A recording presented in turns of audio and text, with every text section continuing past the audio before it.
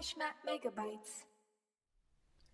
Hello, and welcome to another episode of Hashmap Megabytes.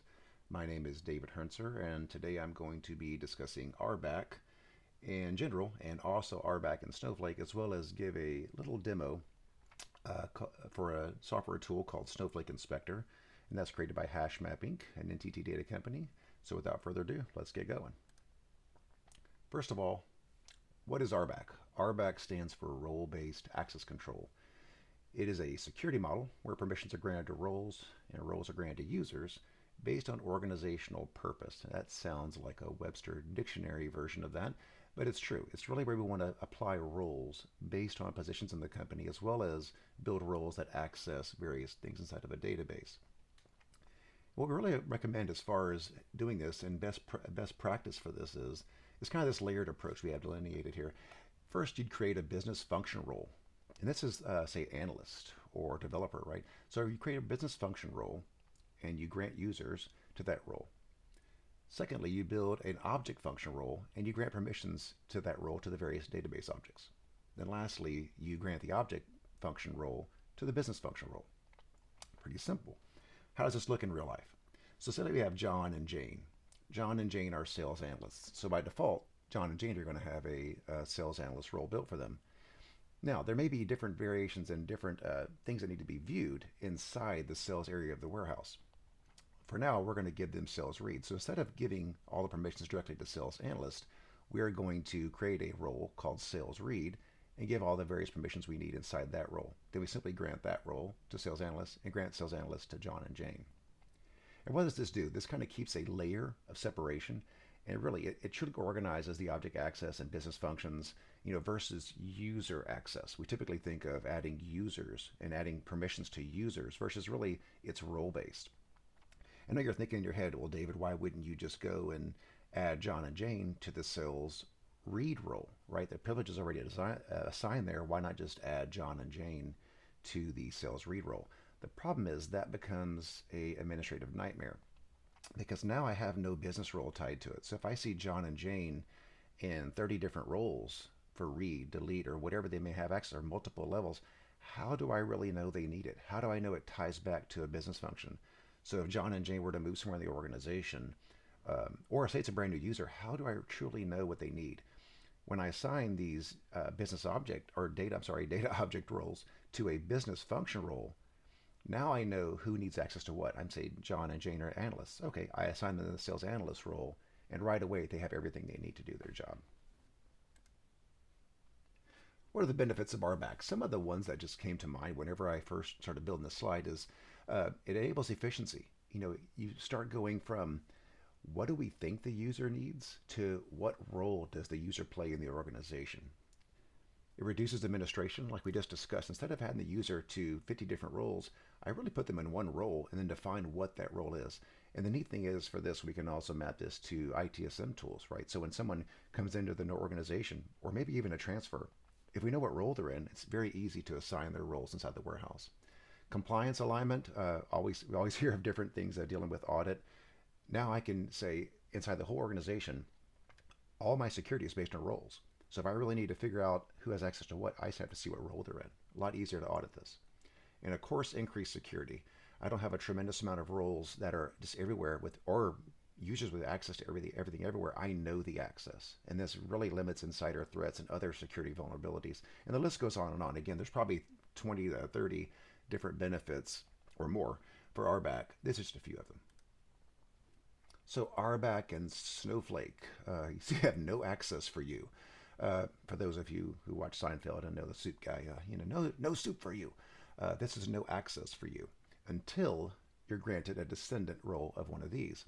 And here's where RBAC starts. Here's where kind of the RBAC hierarchy starts within Snowflake.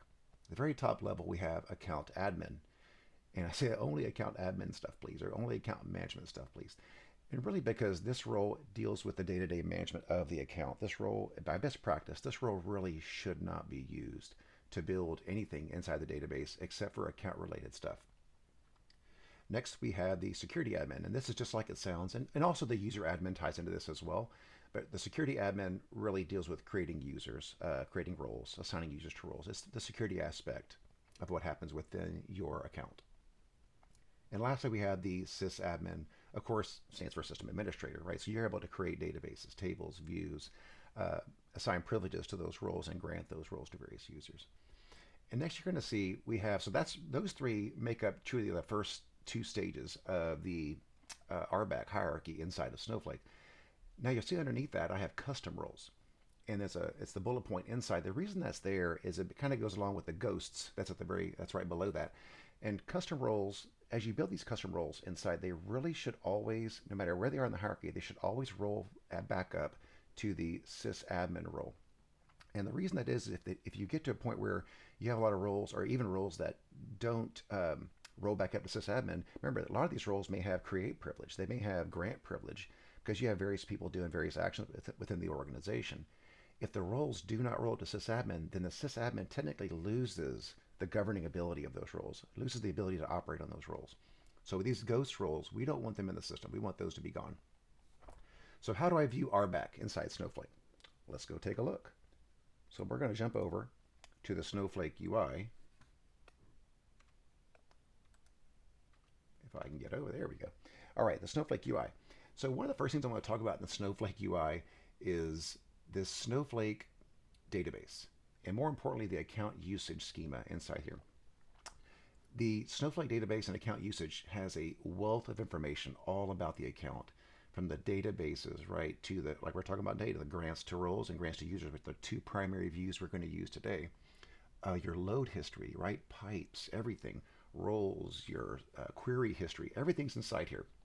So you're going to find this is going to become a friend as the more and more you start doing administrative things, and the more and more you want to dig into the account aspects of your account. So today we're really going to focus on these two: grants to roles, grants to users. And you can see on the right here, I have a script that's used to build out kind of an environment. And no, you're not seeing things. This says Django Unchained and Wolf of Wall Street, two movies. And this kind of piggybacks off of a previous episode we had where the Snowflake Inspector utility just wasn't built out yet. It had a lot of features being added and it just wasn't there yet. So I figured, why change this? This works. It's kind of a neat, it's kind of an abstraction of kind of how it would work. So you can think of Django Unchained and Wolf of Wall Street as basically parts of the organization. You can think of an actor as a business function role. And so if this, like for read, for an object permission, right, you can consider this an object function role. And this whole entire script basically builds everything out, builds the databases. You can see I use sysadmin to create the database, create the schemas, and kind of go through some of this stuff. I use security admin, of course, then to go and build the roles and build users, start assigning users to roles, roles to roles, all that. One of the things I wanted to point out is at some point in time we're going to have to query this information out of these two views. And as you're doing this stuff in your system, what you're going to find out is that as you do a lot of this, yes, it's available right away. Literally, if I say grant this role certain permissions and a user logs in and uses that role, immediately the SQL engine is tied to those roles. But these views here that appear in the Snowflake account user schema don't get updated right away. This runs on a background process that goes and queries that query engine and the inside information, that's where this is stored. It takes that data and rebuilds these views. So matter of fact, when I first did this and I ran all these scripts, it took about an hour for everything to show up inside here. So just be aware, if you go and make a bunch of changes to test some things out and you run the query I'm about to show you in a minute that exports the data you need, just be aware, if it doesn't show up, give it a while. It may take a little bit for that data to appear. And here is the query we're talking about. And this is going to be available on the website. I'll show you in a minute how to do all that. But when you run this query, I ran it ahead of time because you see it takes about close to a minute, 36 seconds, not too bad. And it'll output all the data in a JSON format. But this is the data, and you can see it's only pulling from grants to users, and it's pulling from grants to roles. Just FYI on that. Again, we'll go over this in a second. I just wanted to kind of run this ahead of time. And the biggest thing also to show you is once this is ran very easily in the Snowflake UI, to get this data out, just click the download right here, and it'll pump it out to a CSV file. You can save that locally and upload it into the Snowflake Inspector utility. Makes things a lot more simple. So let's jump over. Let's see, we just talked about in the slide how we want to view this data. So let's jump over here and start looking at something. Let's say I get some request to look at some people's access rights. So someone says, hey, what does Leonardo have? I can click on Show Grants to User. And look at what Leo has. He has Django Unchained actor and Wolf of Wall Street actor. Because why? He appears in both. So he's kind of a cross-functional user if you think about that. Now, this is, you can tell right away when you look at this, this is a business function role, right? Not an object function role because it's tied to a role. So if I go look at, okay, what's granted to this role then? If I click on this, say show grants to role, I'm going to see that it just has usage to another role, which is Django Unchained Read. So I dig further. Now we're seeing that kind of that hierarchy unfold. So if I go into read and I click run, now I start seeing I start seeing the privileges show, right? So this is the object function role, right? Where I can see actually objects and their privileges given to those. So you can see I have a database, two schemas, and a table that I have privileges to. Great. So how about Quentin Tarantino? How does he fall into this? So I click on him. Now he's an actor in one, and oh well, he's an actor in Django Unchained, and also director. He actually makes an appearance in the movie, and also he's the director of the movie. So he's actually has two different business function roles. So same thing. We already saw actor. Let's go look at director. So if I click on director, I'm going to see again that it's, well, this is kind of misleading. Let me slide this over. There we go. We can see the director role is tied to the Django Unchained read and write role, which is the object function role. So if I click on this now and click run, there we go. Now I see the privileges. And again, you probably wouldn't see delete, insert, update in a data warehouse for users. You're probably going to have different levels of read, but just to kind of show you some of the privileges. But one thing to note in this view is you can see this usage to role Django Unchained read. You notice there's no grant to select here, right? There's no read permission here. We're granting the right to the role. Here's also, you can see the RBAC hierarchy in a tabular format, right? You can see that we didn't add select to read and write role. We simply granted the role. So later on, because this is a hierarchy, so later on if I want to go back to this Django Unchained read and add some more privileges or permissions, I can do that, and automatically this higher level role gets the permissions right away. And so it really helps me administer this, and now I don't have to worry about going back and forth and adding the same privilege to multiple roles inside the organization. I can, and let's reverse that. Let's go back to actor and see who's all in actors. So I can see Christopher Waltz, Jamie Foxx, Jonah Hill. I can go through all the various people here, and I can do the same thing, right? For Margot Robbie in Wolf of Wall Street, I can see she is an actress. I can go back in here and I can see, okay, she has, well, if I click actor, she's going to have the read role. I can click on read, and I can see the permissions inside here. Not much for the read role when you're inside here. But the whole thing is, when you look at this, I'm kind of doing the same thing for no matter which one of these I choose. But this becomes not confusing. This becomes more an administration burden, right? I have to jump through multiple hoops just to answer a question. And why is that? It's mainly because this data is shown to me in a tabular format. And technically, this isn't tabular data. We're doing this so we can get the rows out of the view, but this is not tabular data, right? This is hierarchical data. This is the DAG. So we want to make sure that we can view this in some other format. This is great for if I want to dig in deep and see all the underlying stuff, when it was created, that kind of thing is perfect. But if I just want to know which users have rights to which roles, or which roles have role to whatever roles, I want to truly see the RBAC in its hierarchy, I need a tool to do this. And that's where the Snowflake Inspector comes in. Let me jump over to Snowflake Inspector and we'll get started with that. There we go. Let me switch my screen to that. All right. This is the default view for Snowflake Inspector. You can see a default view when you run the website. It's at snowflakeinspector.hashmapping.com, by the way. And when you first jump into it, this is the default view. And you can see, first off, the colors, the light blue are going to be roles, or kind of bluish gray roles, and the users are in green. This is the default view. There were a couple issues with this one. That's why I kind of rebuilt the SQL and kind of redid some of the structure to get this to look right. So I'm going to go ahead and, before I click new visualization, I'm going to go over the website real quick. So we have a filtering mechanism here, right? And you can see another filtering mechanism pops up. We'll talk about these in a second. And my default view. So if I click on new visual, and you can watch the how-to video, which is what you're watching now. You can contact us, give some feedback, and go look at the code inside the repo. This is all open source. So if I click new visualization, I'm going to go ahead and browse, and I'm going to select the other one. There we go. And visualize. All right. So kind of a more refined view of what needs to happen. All right. So I'm going to close that up. and just start by the layout. So this is the DAG. This is what we want to get to. This is a lot easier to look at. I'm not looking at rows. I can see everything from the get-go, right? And let's start looking at my DAG. Let's start looking at my hierarchy and see if it actually makes sense. So I click on Account Admin, and the first thing that pops up is sysadmin. I can see I have a connection to that, and security admin. So far, so good. My hierarchy is intact. And then again, this is based on what we saw on the slide, right? These first three roles are our Snowflake-driven roles. So account admin, sysadmin, and security admin. So let's go a little further. I can see sysadmin has two roles, Django Unchained Read Write and Wolf of Wall Street Read Write.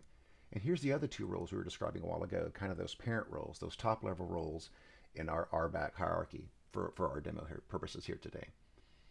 And now I can see that this only ties to one thing, right? It ties back to sysadmin. I'm sorry, two things, but really only ties to one other role that inherits from this is director. And I can see director is Quentin Tarantino. So if I go back here and click this, I can see, again, the hierarchy that we were granted to the Unchained Read, which again, this is where our select privileges were. Now we're digging through this hierarchy. So if I keep following this and go up to actor, now I see all the actors, right? And all the purple arrows light up. I can see everything lights up that points to, or that's using or granted to this business function role. And again, you can move these around if you want. This utility we're using doesn't allow you to go up and down. It's kind of hard. It doesn't let you restructure vertically, but horizontally you can move these around if you want to. Oops, you can do that too. You can horizontally move these if you want to see the arrows, if the arrows get kind of confusing. But the arrows will light up. As you select each one, the arrows were kind of bold. The line will kind of bold up. So one of the things you may want to say is, okay, well, or I want to dig in a little deeper. I want to see access maybe to a particular table. And that's where these other filtering mechanisms come in. So if you go to the right side of the screen, you're going to see your objects inside your account. And you see I don't have a whole lot for this. This is just a demo. So I'm going to drill down Django Unchained Database, Movie Schema, into the tables, and I'm going to select Scene Actors. And right away what you'll notice is the DAG changed. All the Wolf of Wall Street stuff is gone. All the players who weren't involved are gone. This is kind of the power of how those two views can be used inside of Snowflake, right? The grant to roles and grant to users views. Now I can pull that information out. It's a lot easier to view, a lot easier to understand. I can see all the players involved. I know that they're tied in some form of way to scene actors. But what if I wanted to do this a little further? What if I go a little bit further and say, okay, out of all these people, they should all have select privilege. Let's go make sure. So if I go and select, if anybody disappears, then I know they didn't have select privilege. Nope, everybody has select privilege. And what you'll also notice is that the role that had select privilege granted to it lights up. Let's go a step further. Let's get rid of select. Let's see who has some CRUD operations. Let's see who had some delete operations on this. And now we notice the entire DAG changes to only the ones who had the delete privilege. Again, so we saw all the read privileges, so all the rest of the cast basically disappeared.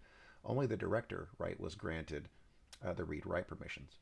And again, this to give you a little insight, this filter on the left here is a condition or, where most filters and most of them are condition and, where the more filters you add, the more limited view you see.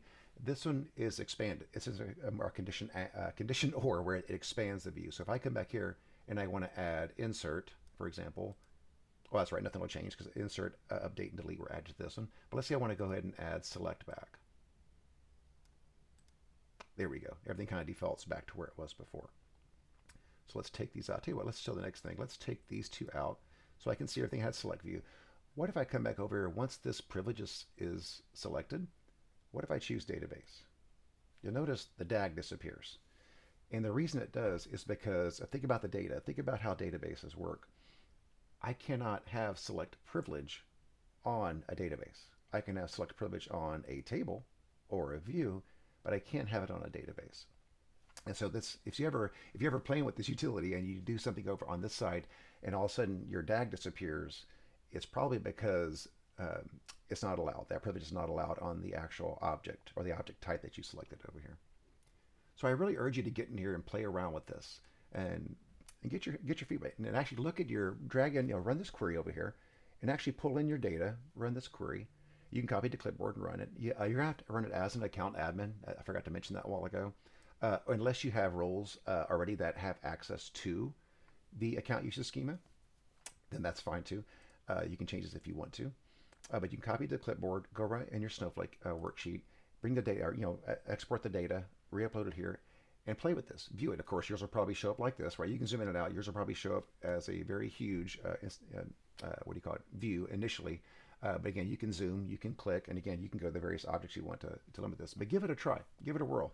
Let us know what you think. Contact us back. Give us some feedback. And I hope this is informational for you, and I hope it helped you a little bit with RBAC and understanding how RBAC is displayed in Snowflake, and then some of the cool things you can do with this RBAC data, such as the Hashmap Snowflake Inspector. Thanks for watching, and please subscribe to more content from Hashmap. Have a good one. Hashmap Megabytes.